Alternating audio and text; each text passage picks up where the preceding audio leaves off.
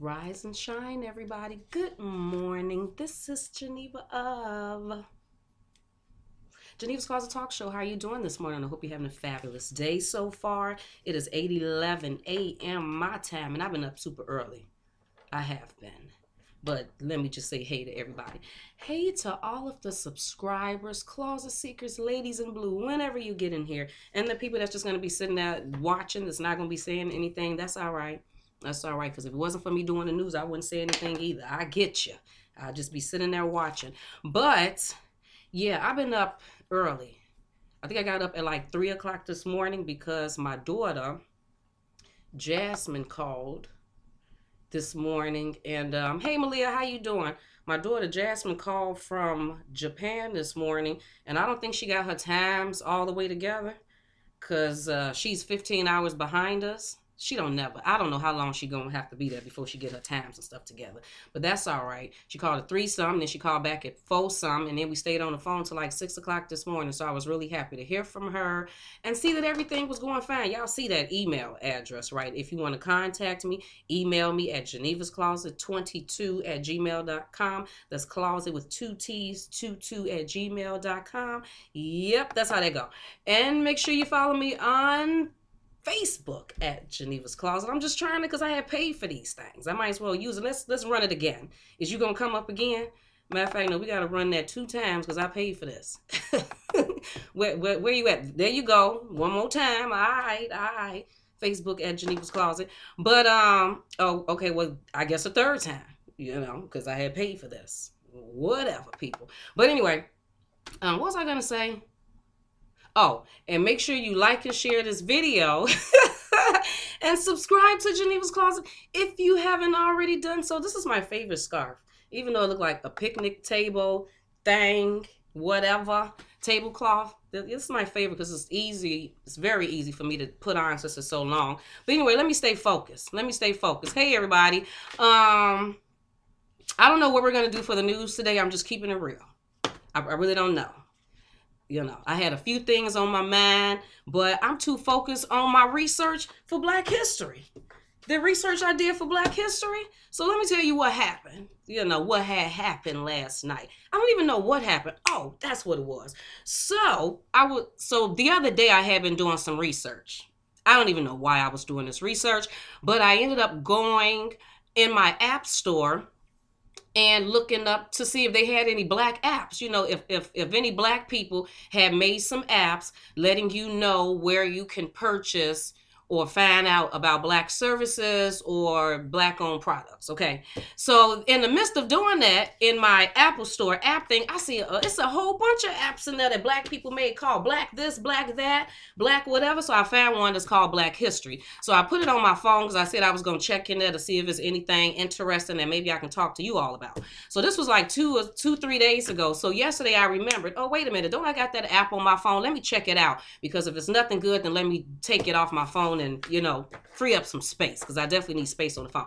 So when I go on there yesterday, because I think this is what I'm going to talk about today. I don't even know if I want to talk about the news unless y'all got something in particular, because I found myself being very intrigued by this Black history information that I found. So in the midst of my Black history, let me find these people names so I can already have it on there. I came up and I seen these people. Now, have you ever seen these people before? Have you ever seen this? Now, I know it looks like a cartoon or whatever, but this is the actual portrait thing that was drew of these people. Now, I know to you, she looked like she may be Caucasian, okay?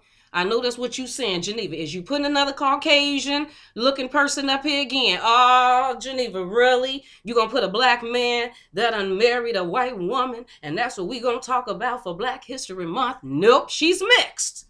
It's another one. Just like Frederick. Frederick didn't look like he was, that's the same thing with her. These two people names are, okay, come on, notifications, don't get started. These two people names is William and Ellen Craft. Now, have you ever heard of William and Ellen Craft? So anyway, I'm on the app thing, and I come up to these two people pictures, and I'm like, who is this, a white woman? So then I go and I read the thing, and it says that these two, they were slaves out of Macon, Georgia, who escaped to the north in December 1848 by traveling openly by train and steamboat. Now, they're a married couple. She dressed as a white man, and he came along as her slave. And that's how they were able to travel from Macon, Georgia, all the way to Philadelphia to their freedom. I was like, what? So, okay. So then that just made me a little bit more interested in the story and make me want to start Google searching some stuff, because I wanted to know. Because I'm like, she posed as a white man, so was she white? Because I wanted to know the same thing that y'all wanted to know. So then, okay, so I came towards this picture and stuff, and then I found the picture of her when she posed as the man. So this is the picture when she posed as the white man in order for her and her husband to be able to free themselves. Okay, so now let me read the story. But let me tell you some people, this appears to be one story. This story literally goes off into 3 or 4 stories. It's so many that I'm a little bit confused based on my research last night. I think I was doing too much. I should have stayed focused on this research, and I probably would have been able to pinpoint it a little better. But I even found the video clip for you all. But let me get started with this. So Ellen, okay, born 1826, died 1891, Ellen Craft, and William Craft, born September 25th, 1824, died January 29th, 1900, were slaves from Macon, Georgia, in the United States, who escaped to the north in December 1848 by traveling openly by train and steamboat, arriving in Philadelphia on Christmas Day. She passed as a white male planter as her personal servant. Their daring escape was widely publicized. I never heard of them. I had heard of the man. We all heard of the story of the man who traveled. What did he travel in? A box or something? And he traveled from, to his freedom. We heard of that story. I can't even remember his name. Making them among the most famous of fugitive slaves. Abolitionists featured them in public lectures to gain support in the struggle to end the institution. As the light-skinned quadrum, if I'm saying that right, daughter of a mulatto slave and her white master, okay? So she was the daughter of a slave that was already mixed, and then her white master. Ellen Craft used her appearance to pass as a white man dressed in male clothing during their escape. So she used what she had to get what she wanted. Didn't Lisa Ray say that? You better use what you got to get what you want. Something like that, she said. Anyway, I'm going to stay focused. As prominent fugitives, they were threatened by slave catchers in Boston after passage of the Fugitive Slave Act. Let me get into there. Where the story at? Where's the story? Let me explain. Here go the story. Ellen planned to take advantage of her appearance to pass as white while the pair traveled by train and boat to the north. She dressed as a man since at the time it was not customary for a white woman to travel alone, let alone with a slave. So that's why she didn't just go as herself looking like a white woman. That's why she didn't do that. Because then people would have been suspicious. Like, wait a minute, you just traveling with this black slave? So she didn't do that. She also pretended illness to limit her conversation. Good thinking. Her and William, they thought this whole thing out. For she was uneducated. William was to act as her slave and personal servant. During that time period, domestic slaves frequently accompanied their masters during travel, so the Crafts did not expect to be questioned. They had thought this whole thing out. To their surprise, they were detained, but only temporarily. An officer had demanded proof that William was indeed Ellen's property. They were finally let on the train due to sympathy from passengers and the bus conductor. Their escape is known as the most ingenious plot in fugitive slave history even more ingenious than Henry Box Brown. That's the one we were talking about, the one I was talking about. Y'all know, you already probably put it in the comments section. During their escape, they traveled on first-class trains. What? Stayed in the best hotels, and Ellen dined one evening with the steamboat captain. I guess that's her using what she had to get what she wanted. You know what I mean? Ellen cut her hair and bought appropriate clothes to pass as a young man, traveling in a jacket and trousers. William used, come on, William. Come on, because they thought this whole thing out. William used his earnings as a cabinet maker to buy clothes for Ellen to appear as a white slave holder. They carefully selected clothes that white male slave holders would wear. Ellen's wardrobe included a top hat, a cravat, I don't even know what that is, C-R-A-V-A-T, a jacket, a tartan, I don't even know what that is, T-A-R-T-A-N, and a tassel, all of which signifies slaveholder status. William fixed her hair to her manly appearance. Ellen also practiced to get gestures and behavior right. Oh, they worked on this. She wore her right arm in a sling to hide the fact that she did not know how to write. They traveled to nearby Macon for a train to Savannah. Although the Crafts had several close calls along the way and neither could read nor write, they were successful in evading detection. On December 21st, they boarded a steamboat for Philadelphia in the Free State of Pennsylvania, where they arrived early on the morning of Christmas Day. The innovation was in escaping as a pair. Historians have noted other slave women who posed as men to escape, such as Clarissa Davis of Virginia. Come on, people, I'm giving y'all names. I'm throwing out some names here. I don't know if you heard these names, but they telling you other people, black people in history that did the same things to evade slavery. Come on now, pay attention. Who I say? Clarissa Davis of Virginia, who dressed as a man and took a New England-bound ship to freedom. Then we have Mary Milburn, who also sailed as a male passenger, and Maria Wims from the District of Columbia. As a young woman of 15, she dressed as a man and escaped. Okay, that sounds pretty interesting. Maria, might want to look her up, of Columbia.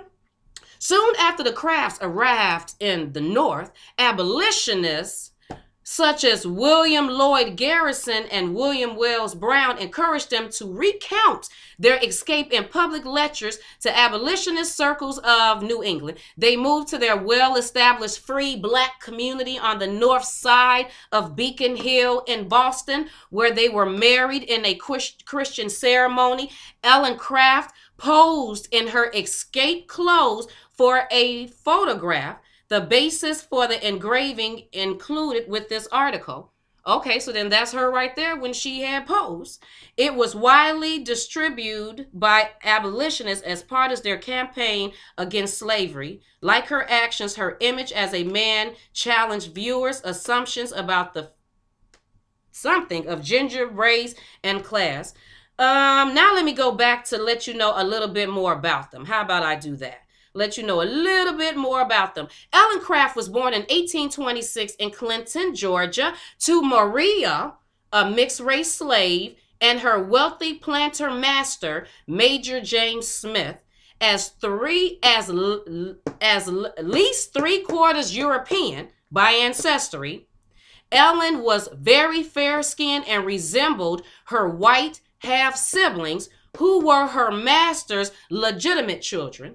Smith's wife gave the 11-year-old slave, so her father, Major James Smith, gave away Ellen, his 11-year-old slave, as a wedding gift to his daughter, Eliza Cromwell Smith, to get the girl out. Oh, snap. No, I read that wrong. I read it wrong. No, Major Smith's wife, his white wife, got rid of 11-year-old Ellen, their slave, as a wedding gift to their daughter to get her up out of the household and remove the evidence of her husband's infidelity. I mean, were they okay with their husband just sleeping with the slaves? I mean, because it was an epidemic back then. Like, how did y'all feel? White women, did you feel? I mean, I wondered, did they feel less as women?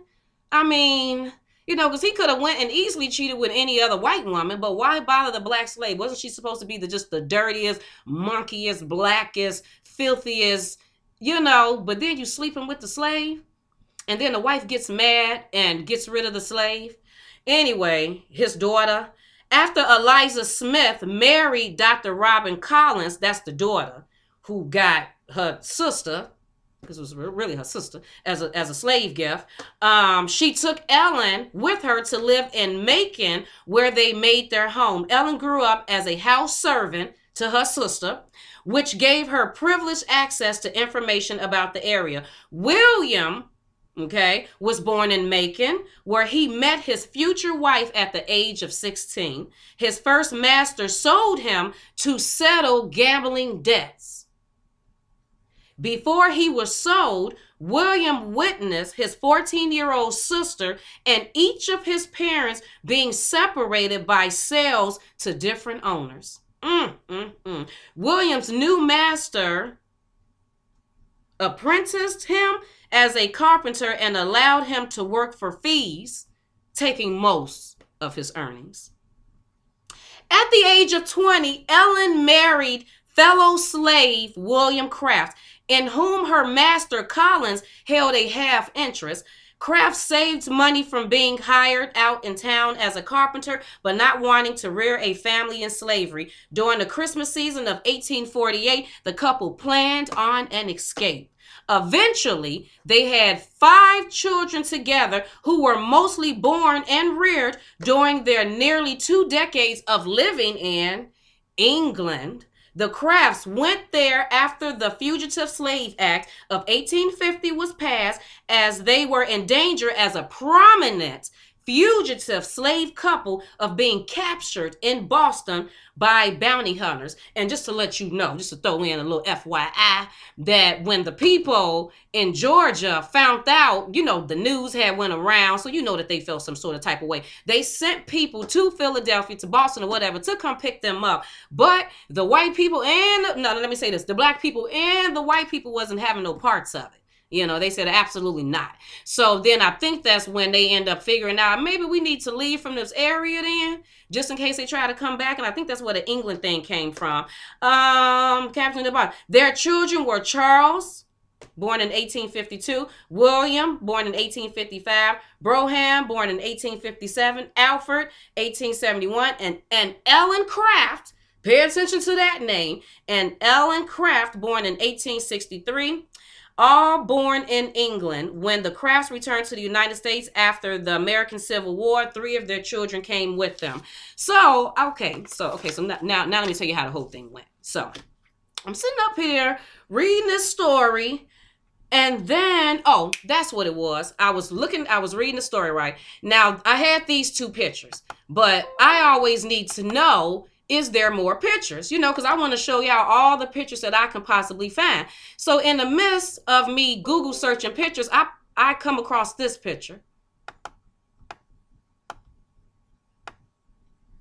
Now I'm like, who is this? Because it was, you know, letting me know that it has something to do with William and Ellen Craft. So then when I found this picture, I said, who is this?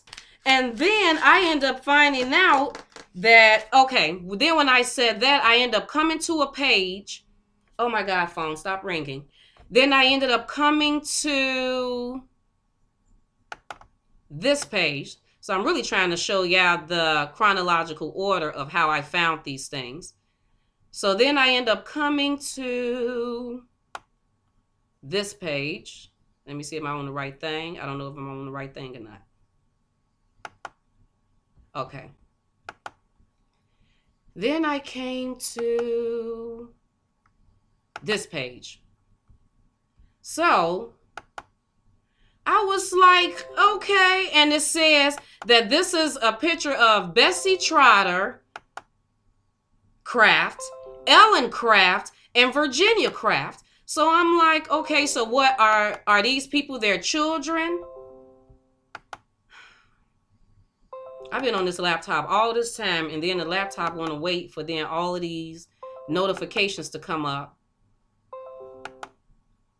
Then it says Ellen DeMond was a social worker and personal supervisor, was descended from both the Fawcett's and Monticello and the famous fugitive slaves William and Ellen Craft. I said, okay, so that she related. The prominent equal rights activist William Monroe Trotter was her uncle. And I said, wait a minute, now who is that? Now I had read the whole thing, but then I got stuck on that part. I came back. I was like, the prominent rights activist William Monroe Trotter. So who the heck is William Monroe Trotter? Okay, so then that ended up being another thing that I ended up researching. So then when I researched William Monroe Trotter, then I got this picture.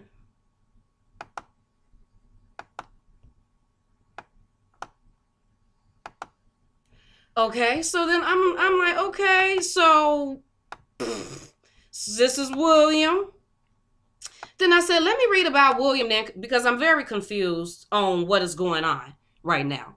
So then it says, oh, and this story just kept getting better and better to the point that I had forgot about the picture with the 3 women on it because I was too busy focused on this guy. So then it says William Monroe Trotter.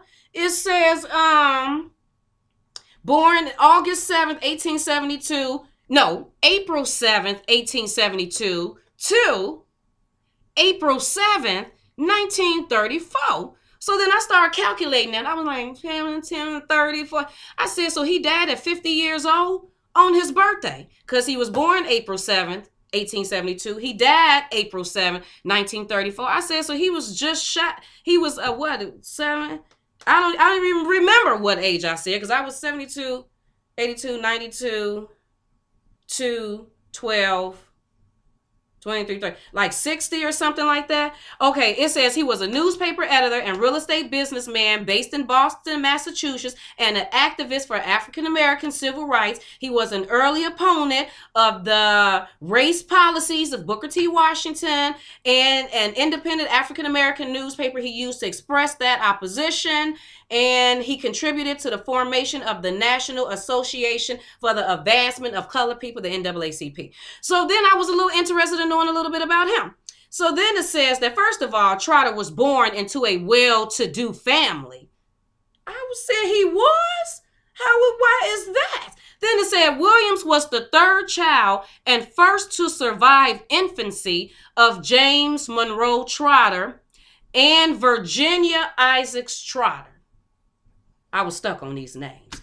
But believe it or not, I got everything written down over here because I said I'm going to keep on with this family tree. His father, James, was born into slavery in Mississippi. James' mother, Letitia, is this it where I found that information? James' mother, Letitia, was enslaved, and his father was her white master, Richard S. Trotter. Wait a minute. His father was born into slavery in Mississippi. James' mother was Letitia. Okay, so let me put that information up too so I can just have it all together. So this is his father. These are pictures of William's father. So this is William's father, James, right here. James Monroe Trotter that we're talking about right now. So his father was born, James' father was born into slavery, and his mother was enslaved, and his father was her white master, Richard S. Trotter. So his father was a slave, and his mother was mixed. Okay, so his father was a black man, his mother was mixed, and her father was her slave. Letitia, her son, and 2 daughters were freed by their master after his marriage and sent to Cincinnati, Ohio. Wait a minute, I'm reading that wrong. James' mother was a slave and his father. Oh, snap. Yes, I'm reading that wrong. I sure did. James' mother was a slave And father was a white man, was the master. That's what it was. And his mother name was Letitia. And Letitia had her son, James, and 2 daughters. And they were freed by the master, which is his father, Richard S. Trotter, after he got married to to a white woman. And then he felt the need to free his 3 children, you know. And after working as a teacher, James Trotter enlisted in the United States Colored Troops during the American Civil War, hence this picture right here, and was the first man of color to be promoted to the lieutenant in the 55th Regiment of Massachusetts. Now, here go where this story got interesting. Talking about the woman that James ended up getting with when he had William. Okay, now pay attention to this. Virginia Isaacs, also of mixed race, so this is the woman, was born free in 1842 in either Ohio or Virginia. Her mother, Anne Elizabeth Fawcett, was born into slavery at Monticello, where she was a daughter of Joseph Fawcett and Edith Hearn Fawcett, and get this, people, and great-granddaughter of Elizabeth Hemings. So I was like, wait a minute, wait a cotton-picking minute. His mother was the great-granddaughter of Elizabeth Hemings. We already know Hemings. As soon as I heard Hemings, I was like, wait a minute, Sally. Who was that? George Thomas Jefferson? So then y'all know me, I got to click on stuff, so I clicked on that. And then it says, who is Elizabeth Betty Hemings? Was an enslaved mixed-race woman in colonial Virginia. Her master, planter John Wells, had 6 children, including who? Sally Hemings. Okay? And then Sally Hemings, these 3 were 3/4 white, and following the condition of their mother, they were enslaved from birth. They were half siblings to the Wells daughters, Martha Jefferson. Also, after Wells died, the Hemings family and some of their 120 slaves were inherited and given to the daughter, Martha, and her husband, Thomas Jefferson. And then Sally, we already know Sally. Sally and Thomas had about 5 kids. Did they not have? I think they had about 5. I'm not even sure. I don't remember. But I was like, wow, that's pretty dang on cool. So I end up realizing that there is a connection between, and the reason why I found out it was a connection is because then, okay, let me take these off. Then I found this picture of this girl that says she is Virginia Crafts. And you know, I just was telling you about Ellen and them. Ellen and William Craft. I said, so this Virginia, so she's one of the descendants. You look, people, I totally love research. I can stay engulfed in it for a long time. As long as I got my phones, a pad, a paper, and a pen, it's on and popping. So anyway, I found this picture, and I'm like, who is this girl and stuff? So then it made me go back to this picture. Remember this picture? And then, so I end up realizing that this is the girl in the middle. If I'm not mistaken, this is Ellen. And if I'm not mistaken, Ellen DeMone is Virginia's sister, okay? And based on my research, yes, which is pretty somewhere down the line.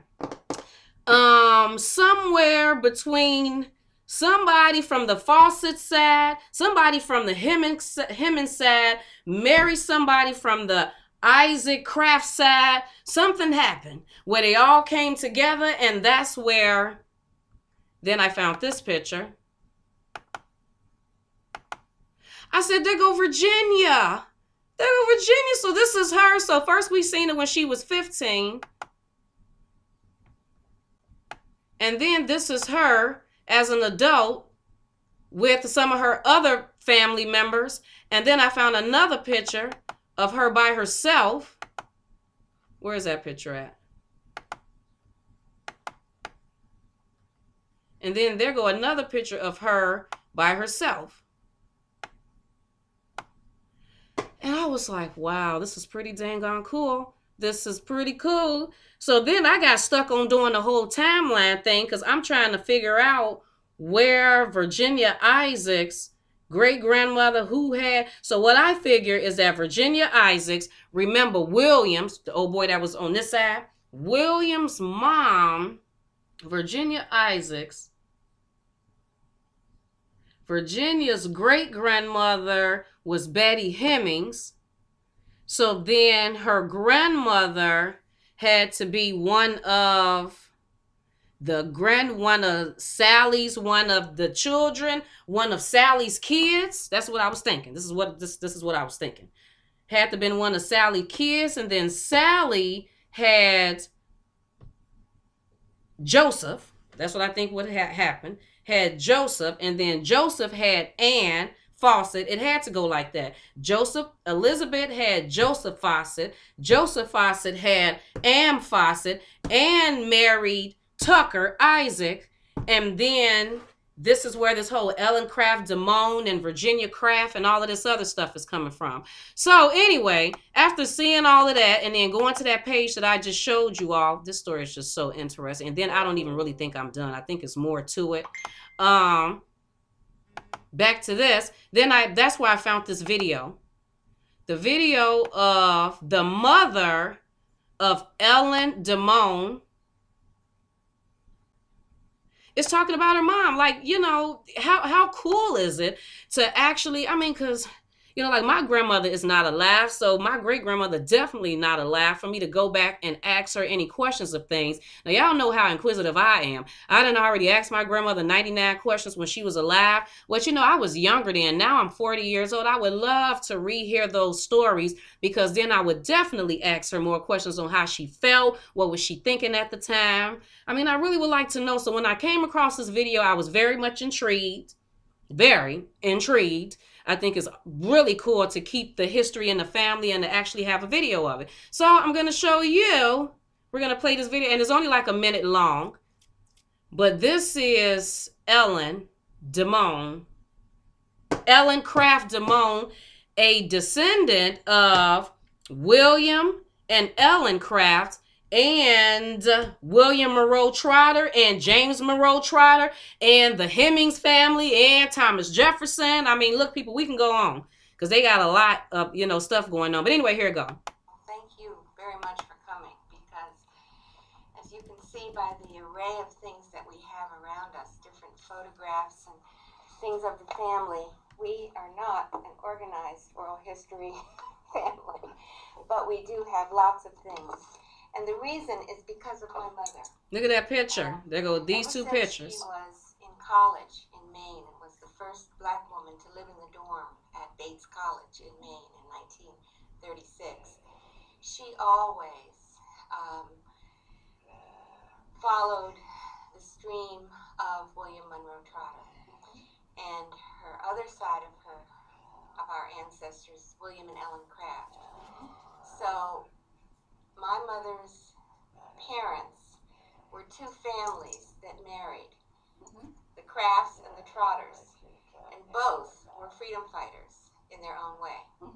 The Crafts escaping from slavery in 1848 from Macon, Georgia, and Uncle Monroe, who was a wonderful example of not allowing the fact that he was educated, Harvard educated, that he came from a good family, to keep him from wanting to change the world for the masses of black people. So with these in our blood, and particularly for my mom, she recognized very early on that there were wonderful stories that needed to be kept alive in the family. And because of that, Mom always identified herself as, in those days, she likes to say Negro history, colored history, or African American history, or black history.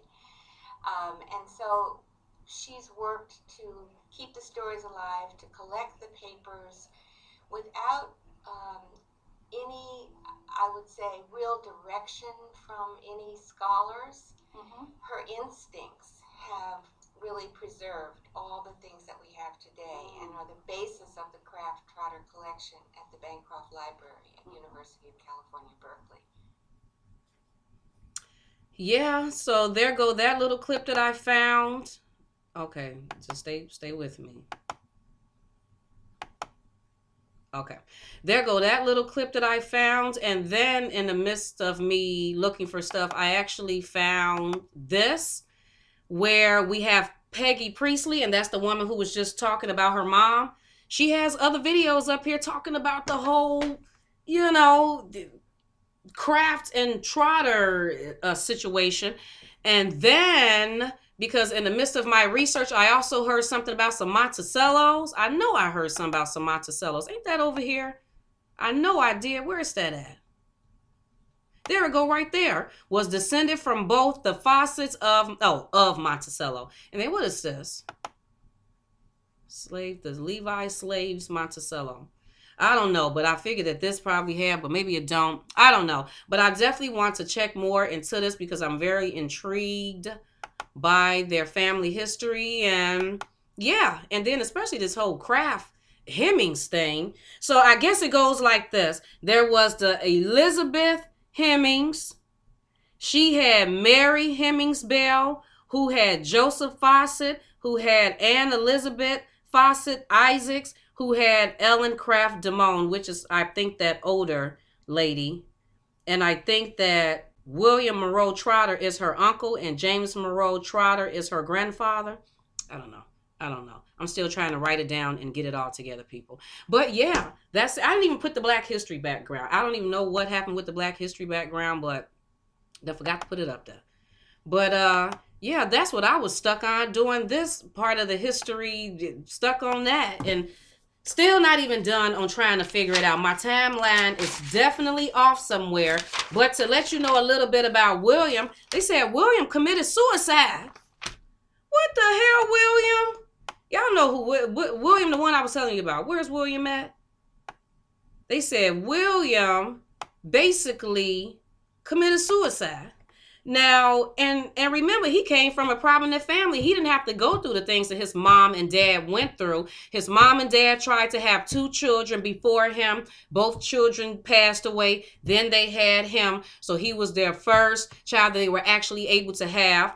And then after they had him, eventually they ended up having 2 daughters. And then it said that he got married. And even the woman he got married to, I think that was just a black community of people that was doing things. And they didn't mess with anybody pretty much up under them. You all had to be on the same status of you doing things with your life. I mean, it had to be. Because even his wife was doing things. But based on my research, the wife had said that she said, because they were so busy, you know, just out there doing all the black activism stuff. And the wife said that they didn't have time for children. Basically, she didn't want any children, and they didn't even have time for it. And I guess William agreed with her because when he died, they didn't have any children. And they said something about that he died from, they didn't say committing suicide, but they said a fall from the top of his building or house or something. Okay, well then why he fall then? Why did he do that? So it seemed like it could have been a suicide. But then I was a little taken back by it. I was like, so he didn't even have no children? I mean, dag, because James and his mother, ain't his mother named Letitia or something like that? James and his, no, or is it Virginia? Yes, James and Virginia. James and Virginia, they only have 1 son. So if the son didn't have any children, I guess the Trotter name on that part of it, as far as James, couldn't live on.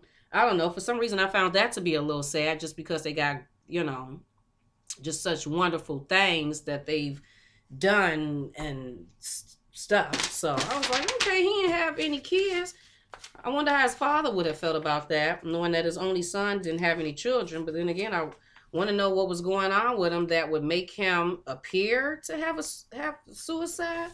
But yeah, I thought that was really interesting. And like I said, I'm still not done. I still have more to do. Good morning, everybody. Wait, I thought I just took this picture off. Okay, I did. Good morning, everybody.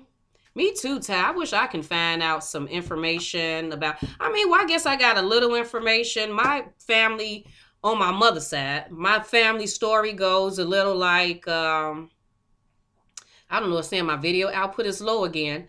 So, what did my mother say? My mom said that my grandfather was a boxer from Mississippi, and I guess he came over here. I don't know when he came. He came a son. I would have to go back and re-ask her.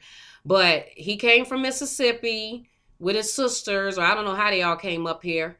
But that his father had been killed in Mississippi, and they said that he had been hung or electrocuted for raping a white woman. Now, that's how the story was told, but family didn't really believe that. They said that that's not really what happened. That I don't know if he had approached a white woman, he was talking to a white woman, whatever the case may be. Was he messing with her? They actually had a relationship. I don't know. But whatever the case was, that he had got killed or something like that. So now I become of age, okay? And this had to have been about 10 years ago. I become of age and I'm just doing some serious Google searching. Now, I'm not even thinking that I can find his name. Like, how am I going to find his name? And we talking about a man that was born in the 20s or the 30s or the 10s or something, you know. So I'm researching and researching. I'm trying to find and I'm trying to find. And it's taking me days and I'm not coming up with anything. And then it just dawned on me, Geneva, why don't you look up information about people who have been electrocuted in Mississippi jails? Why don't you just try looking that up? Just be more specific with your Google searches. Look specifically for men who have been electrocuted, electrocuted in Mississippi jails, okay? So then I started doing that and I started looking for that. And soon after, people, I literally, and I still can't believe this, literally hit the jackpot. And what did I find, you ask? I found a list that came from Mississippi jail that names all the people that had been electrocuted or hung or lethal injection that had died by those ways, okay? So now this list starts back in like the 18 something, because it's actually starting off as people being hung first. So people were actually hung first. Well, we already know that. Hung first in Mississippi. So that's how I know that I gotta be somewhere on the right track, because you're showing me stuff from 18 something with people that's been hung. And it was a very good list. It wasn't anything confusing. It gave the people's names, their ages, the dates, what they went to jail for, and what county that this happened in. So, girl, guys, I kid you not, I must have went down about 20 something or 30 some people on that line. It wasn't too far down. And who named did I see? I seen my great-grandfather's name, the exact name my mother told me his name. So then I called my mother. Mother, what year did you say Grandpa was born? And because now I'm trying to do my calculations of how old my great-grandfather was, because they're giving a year, people. They gave a year. Mother said, and I went back and I said, jackpot, found him.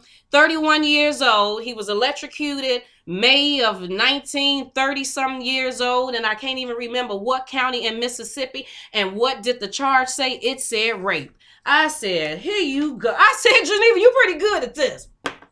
People better stop messing with you when it comes to this research, because when you get determined, you'll sit there for hours or days trying to find. That's the thing about research. When you think you can't find it, when you think it ain't no way, be more specific. And here go a thing that I love to do. This is just a little throwing out there. Go to them images. Google search whatever you gonna Google search. So for instance, for me, men that had been electrocuted in Mississippi jails. Yeah, I'm probably going to find some articles on it, but I bet you your last dollar I'm going to find some images on it. And sometimes you go to the images and you be looking like, what does this image have to do with what I'm looking up? And sometimes it doesn't have anything to do with it, but a lot of the times it does. And you just don't know that until you click on the image and start doing just a little bit more research on it. Then you find out that it may be a connection there that you don't know about. about. So I strongly recommend clicking on them images. But yep, found that call. My mother, guess what I found? I found your grandfather. I found them in there. And then get this, people. He was actually, I think he was like 3 people away from being hung. So they had just pretty much started electrocuting people by the time that he was electrocuted. I think it was maybe like 2 or 3 people ahead of him. And if I'm not mistaken, I think he was the first black man. It was something that he was the first of. I don't know if he was the first black man to be electrocuted in Mississippi, or was he the second man to be, but it was something that he was the first of. And it wasn't a good first, but it was definitely a first. But yeah, and y'all know the story how I found Chad's father. Y'all know I found Chad's dad. And I didn't even tell y'all the rest of the story on how that went. Oh. Chad thought I wasn't going to find him. He didn't know my gifts. He didn't know I'm good at these things. You really don't got to give me too much information.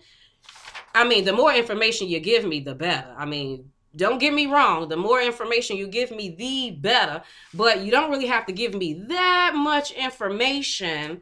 Yeah, found his dad and everything. I'm gonna have to go, tell y'all the full details of that and stuff. But basically, it's going wonderful. It's going absolutely wonderful. Chad was a little standoffish at first, and his daddy was contacting me like, Geneva, is he gonna call? Is he still mad? Do he want to talk to me? Because he really wanted to talk to his son. I think he had realized that he had upset his son and hurt his son's feelings and wasn't in his life. And, by the time I contacted him, his response was exactly what I hoped that it would be. It was quickly answering back. It was calling me back to find out, Geneva, so what's going on? Do you want to talk to me or not?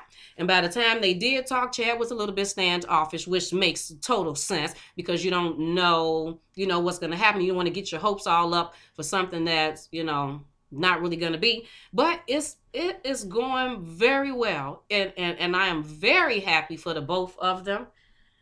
I am very happy for the both of them, and I just wish nothing more than for them to constantly grow their relationship every time they talk, every time, and then I know that they're going to be getting together when the weather gets good, and I'm looking forward to meeting them too.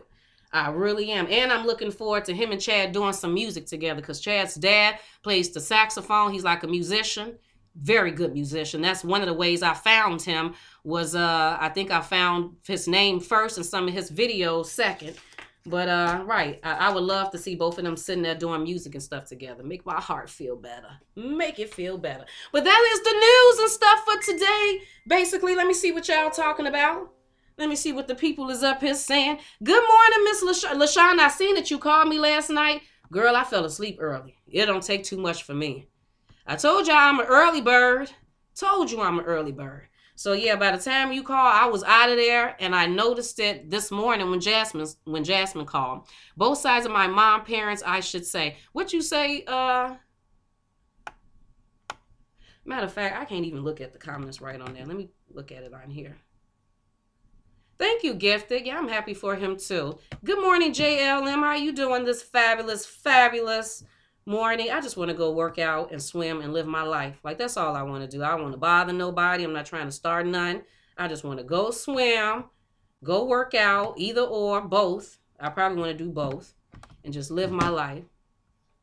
What Teasy Peasy said, dang, I wish you could help me. All I have is a name for my dad, and I can't get any help from family members. Teasy Peasy, if you got a name,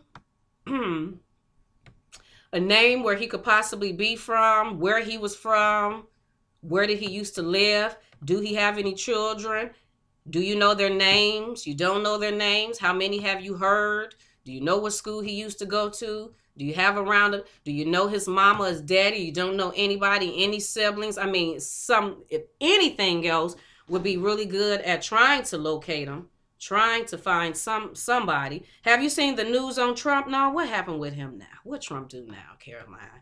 No, I didn't. I really didn't pay a whole lot of attention to the news yesterday besides that woman, because I feel like as soon as I got off from doing the news with y'all, then I look and see an article talking about old girl Valencia, who got R. Kelly out of jail. An article saying that, you know, it's three sides to the story. His side, the girl side and the right side, and saying that, you know, she's just trying to help out a friend, and then she said it wasn't her money. Okay, girl. Well, if it wasn't your money, then why the hell would you go up there then knowing that you own a daycare? That wasn't smart. If it wasn't your money and it was somebody else's money, they would have had to send somebody else up there. No, boo, you know how big this case is? Do you know people going to be researching to find out who it is? I don't need them pulling my information. I don't need them sticking a picture up of me on the news and social media. Absolutely not. We going to send somebody that ain't really got too much going on, so it's neither here nor there. But so, right, and then she was talking about, saying about all the people that did rape people and molested people, like the Catholic priest, and you know, that is true. It is true, and nothing is being done to them. So she threw that out there, which, you know, hey, it is what it is. But they telling everything. They telling everything about what, Caroline?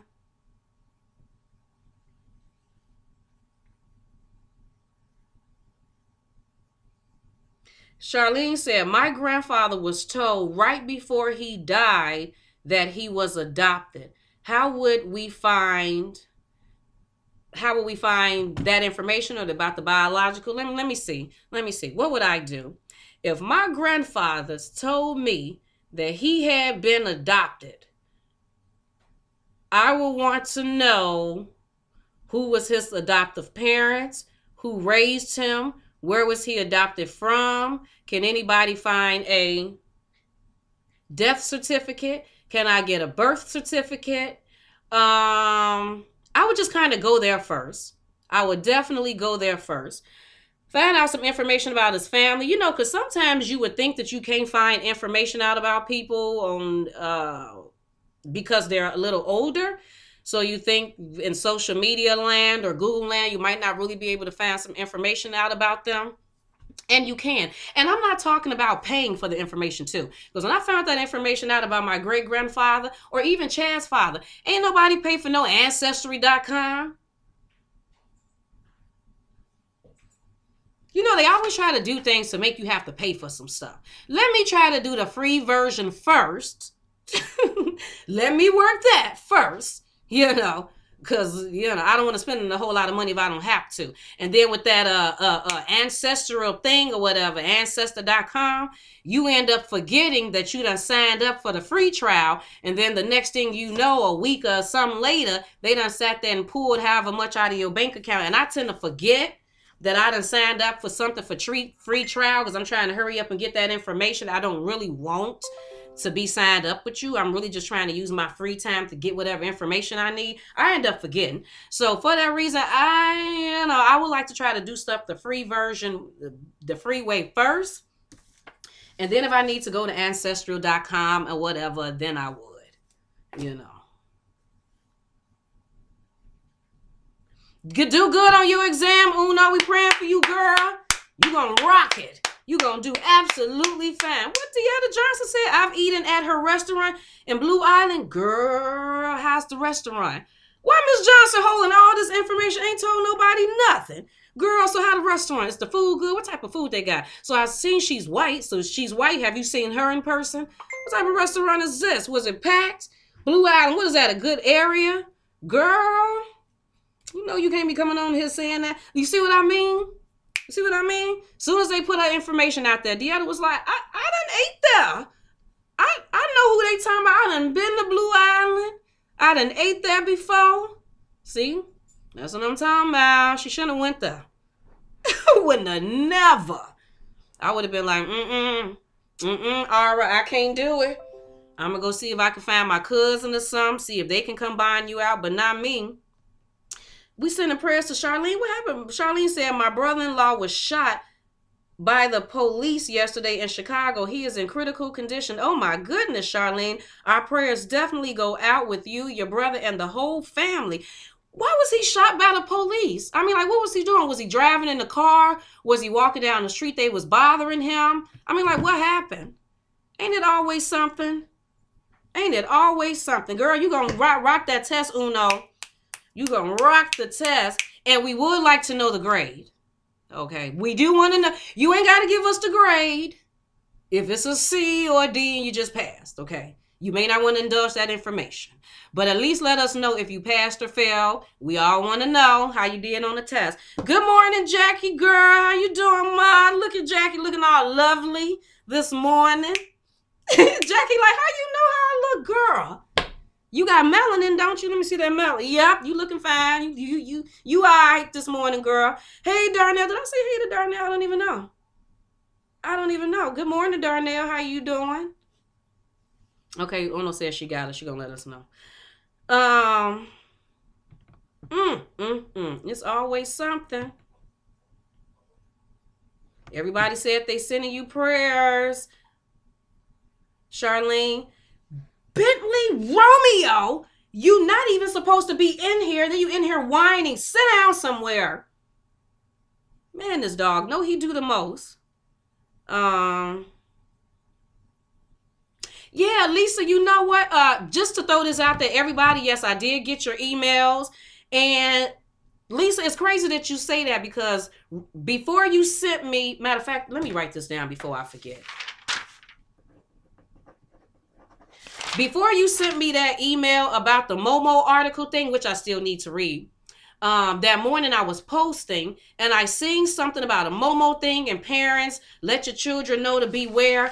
And I had went to do something and came back to it and it was gone and then I forgot about it. So then when I seen that you sent that email, it was confirmation for me that I need to go back and read it because obviously it's important. If I done already seen it, then it got out of my sight, and then you send me an email letting me know about it. So I'm definitely going to check into that. And then it was something that I wanted to say to Gifted, because Gifted sent me an email, and Gifted keep doing this. She keep on sending me stuff at the exact same time that what did Gifted say?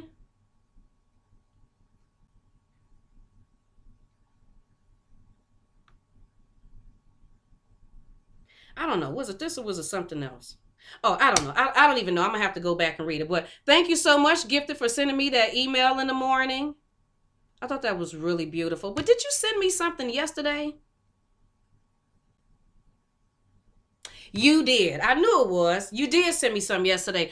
Girl, Gifted. All you did was put my antennas and stuff up when I received this email from you that you sent me yesterday morning about the traveling thing. Because, girl, it had to been about a few weeks ago. I was doing something and I seen an article that was along the lines of the same article that you sent me. And I was like, Geneva, make sure whenever you get done doing whatever you're doing that you go back to that article, reread it, and, see about that.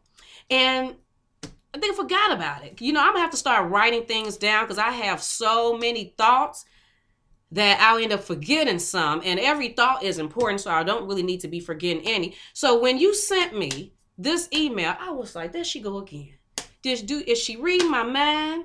Is we just telepathic in things? I don't know what's going on, but I'm like, I don't even know if this is the article or if this is a separate article. Nevertheless, I'm definitely going to fill it out. So thank you so much, Gifted Chosen Gift, for sending me this article, because now I remember what I wanted to do, because that's really a good idea.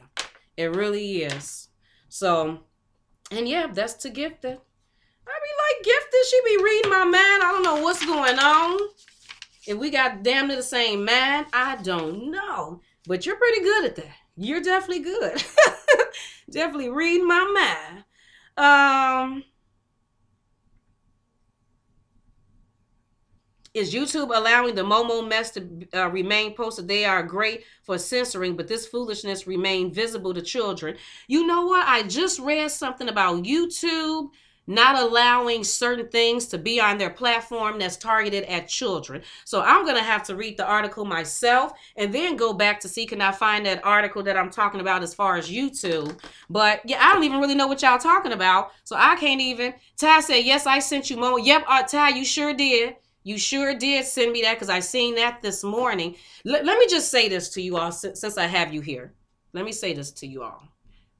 That I do receive all of your emails. I receive all of the messages. I appreciate you all for emailing me, letting me know certain information or articles, because I don't be seeing it all because there's so much drama going on. Sometimes I see it, sometimes I don't. I always get it. But let me just tell you this. I may or may not respond back to the emails. I may or may not respond back to the messages. Not because I don't want to, but because I be overwhelmed with so many other things, and I be trying to do this, and I'm just not playing with you. Like I said before, y'all literally be tag teaming me. I be getting stuff from YouTube. Then I get stuff coming from my Geneva McLean messages. Then I'm getting stuff coming from my Geneva's Closet messages. Then I'm getting the actual comments on Geneva's Closet. And then I always forget about Instagram. I do. And I went on Instagram today and then looked over there in the messages. I had messages over there. People were literally sending me stuff in the month of February that I didn't even see or I didn't even know about, in addition to the emails. So I do see it all, but sometimes it's just be and then, for me, I hate typing. If I got to be sitting there doing this, I'm a been done went crazy. Like that's too much for me. That's why I would prefer for you all to go follow me too on my Geneva McLean Facebook page, because over there I can send you an audio message. You might want to type some stuff out to me. I'll send you an audio message back, because it's easier for me to say it than for me to be sitting up there typing it. And then for the people that send me emails and stuff, it's easier for me just to respond to your emails on here. I would much rather talk it than to write it. But sometimes I think I do. Sometimes I will respond back if I can remember to respond back. Just like today, shout out to all the white people. White people, let me give you a little, I gotta let y'all, because I'm surprised that y'all was even following me. I was like, the white people, because I can say white a lot, oh my God, the white people, who are the white people? So I don't know if, I didn't know if y'all were feeling like, okay, she a little racist, or she don't like white people. And that's not the case, because I told you I have white people in my family. Like I grew up with white people. So I have nothing against white people. It's just that I love my people more, so I'm going to uplift and talk to my people more. And if it's something that I'm against or I don't like and it has something to do with you white people, I'm just going to call it out. Like, I'm too old to be walking on eggshells and to be giving disclaimers and stuff all the time. You know what I mean? I'm going on 41 this year. It is what it is, and I said what I said. But I don't want to make you all feel a certain type of way, even though a lot of y'all people have made us feel a certain type of, but I'm not trying to do what others done did to us. They do on the other. I'm not trying to do that. But when I seen my Instagram message this morning from a white woman, I forgot your name, but I appreciate you letting me know that even though you are Caucasian, you are very much into our Black history, which is, the Black history segment that I do, and and giving that information to your children. I was like, what? Because I know that through the Black history segment, I'm definitely throwing out a few jabs at the white people for the things that they have done by not letting us know about our history. So what I can appreciate from my Caucasian people that watch, that actually enjoy the show, have no problem with the way that I speak and I say the things that I say, I can appreciate that. Because you know that I'm not lying. I'm not just trying to be mean. I'm just keeping it real. You know what I mean? And I think that white people just have to start saying, you know what? It's true. I understand where they're coming from. And if I feel like if y'all do that a little bit more often, then we'll be all right. But all of that acting like you don't understand, that's where the issue lies. But so chug-a-lug, and welcome to Geneva's Closet to all my Caucasians and all of my other races. Because I'm not racist, because I have white people in my family, and Maya's mixed with Puerto Rican. So basically, I'm just letting you know. But yeah. Appreciate you all watching. I was shocked, but I appreciate it. Thank you for coming on in here. But anyway, people, what did Lisa say? I was on Nicole Reloaded live channel, and her daughter confessed to her on live why she broke her iPod and was crying about it because she was really scared to say why she really broke it. It was sad. I don't even know what y'all talking about. Y'all's always, I don't even know who that is.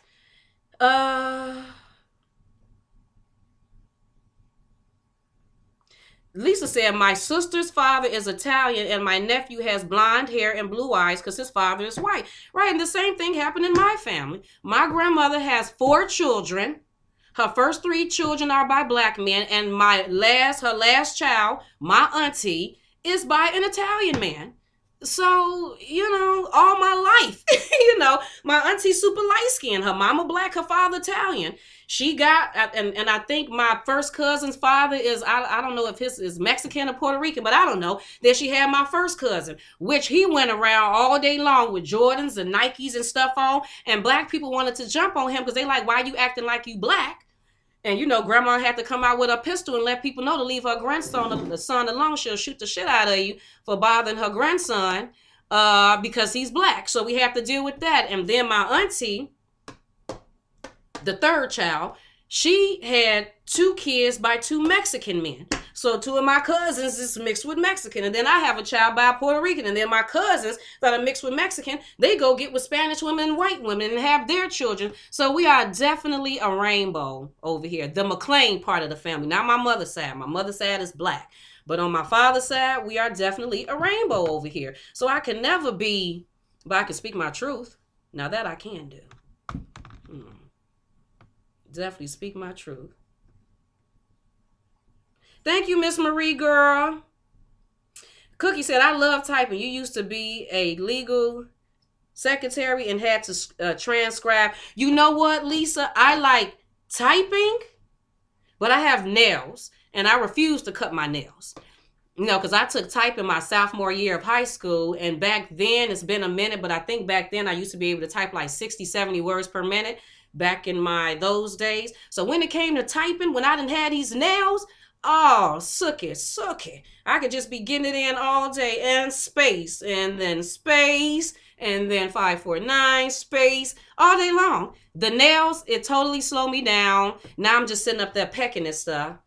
Hi, Hiru, D-O-I-N, oh, mistake. D-O-I, it take too long. I just want to talk. Just let me talk my stuff. Who said something about Hot 97? What happened on Hot 97? I'm probably so far back. Hot 97. I'm going to have to look over here. Who said something about Hot 97? John Legend is on Hot 97 speaking on R. Kelly right now.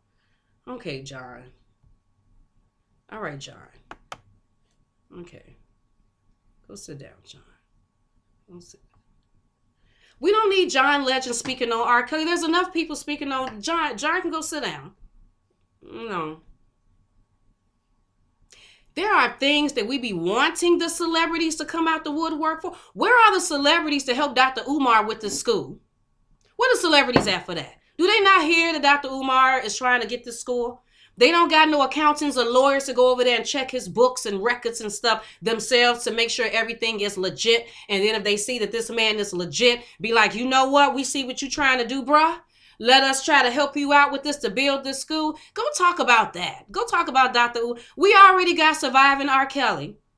They playing it. So we already got the news media. We don't need John Legend. Just keep singing. And I don't really care for his music. Just keep singing with your wife, with your colorized wife and your children. Focus on that part of it. We don't need you giving no more, Okay, John. I know, right? Like let them. I mean, the police got him. The police, the detectives. They said they got all of these videos, so that means that he gonna get what he needs. We don't need any celebrities coming to back up everything. All of y'all said that you wasn't down for him. You don't support him. Good. Don't support him. Don't be down for him. But now leave it alone and move on to something that's going to be beneficial to us. Matter of fact, like I said, go talk to Dr. Umar about the school. See how serious he is about that. You know what I mean? I would love to hear his opinion on that and hear what he gonna do as far as that. But anyway, people, I'm about to go. I don't know how long I've been on here. Too long, I'm guessing. And then plus I got to let Ben outside because he keep walking around in circles. And I might just leave him out there. I might not even bring him back in. Because he getting on my nerve right now, this dog. So, Really? Because Taz said Umar is half crooked. I heard he ain't telling what happened with the money. But I just watched a video not too long ago where he was showing the school. He showed the outside of the school, the inside. He said that he purchased a school. The school was on two sides. It was right there by a huge park and a boys and a girls club. And I remember so many black people were making videos saying that black people were saying that that wasn't really his school, that he paid to go inside of a school and film himself. I mean, just all of this stuff. And I'm like, like, how you know that that ain't his school? I mean, like, how you know that he didn't purchase the school? Can we try to give the man a little bit of a benefit of the doubt? So as far as that, so I don't know, because I haven't went back and re-looked at everything, but I do know I seen him come out with a video the other day, if I'm not mistaken. So I may go back and look at that video to see what exactly is about. But yeah, I think even he said that it was 3-4 years and it took a long time, but he finally got the school. Finally got it. And I just remember listening to Michi X when she was talking about this whole situation and her saying to all the people that's complaining about how long it took him to buy the school, do you know how much it costs for a school? And no one knew. Do you know how long it takes to purchase a school and do everything you need? And we all didn't know. So she was like, so what can we really speak on if we don't really even know how much a school costs? How long does it take to get a school? What all do you have to go through? So I sure in the hell don't know. I just wanted to make sure that he was doing what he was supposed to be doing. But like I told Chad, and I think I mentioned it all to you, I still believe, and I firmly believe this, that I don't believe Dr. Umar will play with that money because he knows that the microscope is on him. Everyone is watching him. Everyone knows about the GoFundMe. I mean, remember they did something with the GoFundMe where they were looking at the numbers, and then they took him to court and stuff, and they said that he didn't really have a license like he said he had a license. So I'm pretty sure that he knows that they are waiting for him to mess up $50,000, $100,000, $200,000, or however much of the money. They're waiting for him to do that, just so they can say to all of us, I told you so. I told you that this black man was phony. He wasn't going to do what he said, and then throw Umar in jail or press some charges on him. And I don't think that would be stupid to set himself up like that, knowing that they're watching you and they waiting for you to fail. So I don't think that he would do that, because that would be fairly stupid. But not to say that black people, people in general don't do stupid stuff all the time, but that's just how I looked at that situation. So Darnell said Dr. Umar is on his way. I just hope that he get it done and get them kids up in there. I think it's a fabulous idea. I like his curriculum. I liked everything that he said as far as the school. So I'm rooting for him. I'm like Tyra Banks with old girl. We were all rooting for you. That's how I feel. I'm rooting for him. So I hope all the best. But anyway, people, I'm about to go. You all have a fabulous day. Make sure you like and share this video and subscribe to Geneva's Closet again if you haven't already done so. I will pop my thing up there, but I don't even feel like it. But anyway, people, you have a fabulous day, and I will talk to you later. Bye.